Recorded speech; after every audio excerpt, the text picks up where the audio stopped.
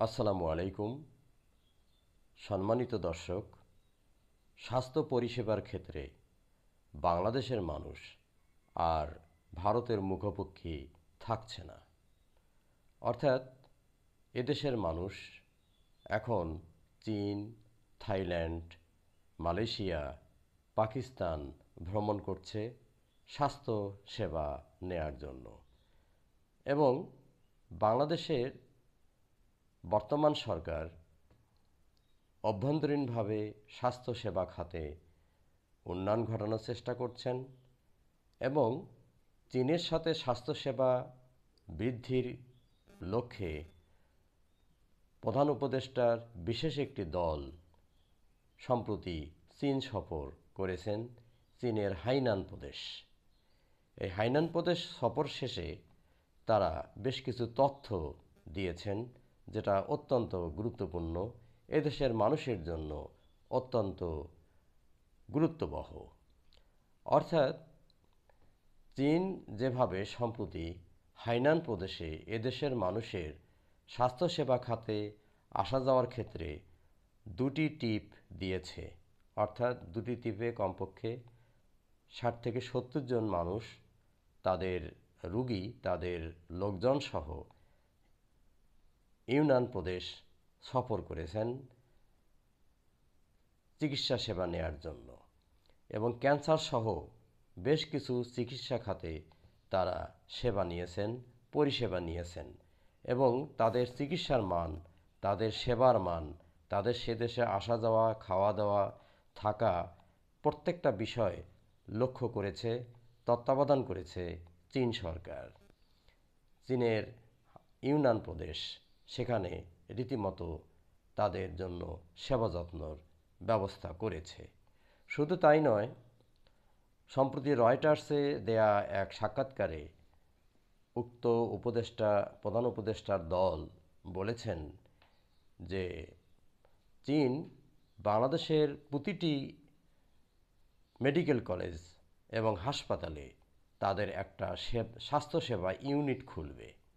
এটা তো খুবই একটা যুগান্তকারী কার্যক্রম হবে, যার ফলে এদেশের মানুষ উন্নত চিকিৎসা তো নেবেই ইনশাল্লাহ। শুধু তাই নয়, যে ভারতের মুখোমুখি ছিল প্রতি বছর ২০ থেকে ২৫ লক্ষ মানুষ চিকিৎসা সেবা নেয়ার জন্য যেত, বিগত ৫ই আগস্টের শেখ হাসিনার পতনের পর ভারত শেখ হাসিনাকে আশ্রয় দেওয়ার পর এদেশে চিকিৎসা সেবা খাতে ভারতে গিয়ে চিকিৎসা নেয়ার ভিসা বন্ধ করেছে ভারত। যার ফলে যারা নিয়মিত ভারতে গিয়ে চিকিৎসা নিত, স্বাস্থ্য পরিষেবা গ্রহণ করত, তারা আর চিকিৎসা সেবা নিতে পারছে না, তারা বঞ্চিত হচ্ছে।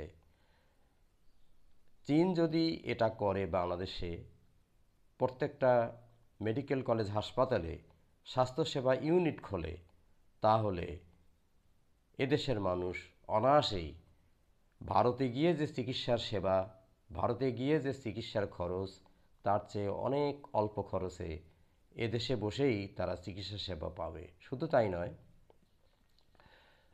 মাননীয় প্রধান উপদেষ্টার ব্যক্তিগত উদ্যোগে একটা প্রচেষ্টা লক্ষ্য করা যায়, তা হলো যে চীনের সাথে বাংলাদেশের যে স্বাস্থ্যসেবা খাতের উন্নয়ন ঘটানো দরকার, সেটার ওপর তিনি গুরুত্ব আরোপ করেছেন। অর্থাৎ এদেশে চীন নিজেই একটা নিজস্ব অর্থায়নে একটা হাসপাতাল করবে, একটা বা দুটো হাসপাতাল করবে, যেখানে চীনের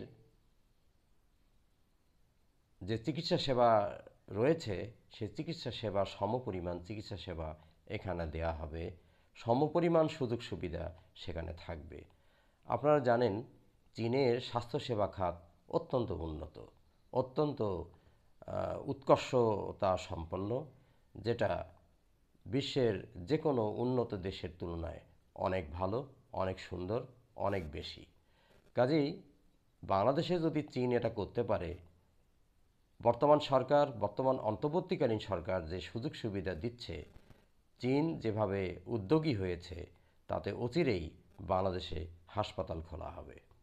শুধু তাই নয়, একই সাথে পাকিস্তান, মালয়েশিয়া, সিঙ্গাপুরে খরচ অবশ্য অনেক বেশি। পাকিস্তান এবং মালয়েশিয়া এবং থাইল্যান্ডে চিকিৎসা সেবার জন্য সুযোগ উন্মোচন হচ্ছে।